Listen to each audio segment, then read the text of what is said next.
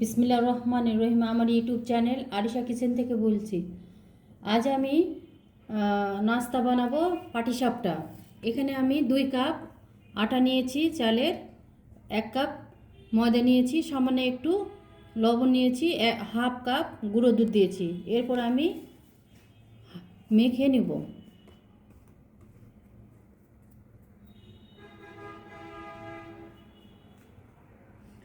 এরপর খেজুর গুড়টা আমি পানি দিয়ে গরম করে নিয়েছি, একটু ঠান্ডা হলে তারপর এটাতে ঢেলে দেব।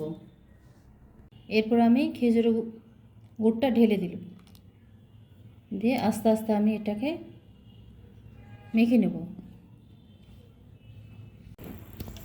ডোটা আমার রেডি হয়ে এসেছে, এরপর আমি ভেজে নেব।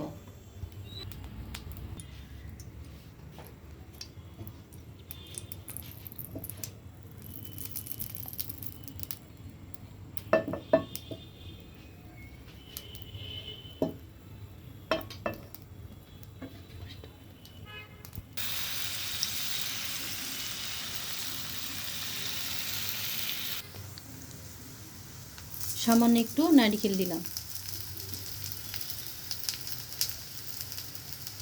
এরপর খিরসাটা দিলাম।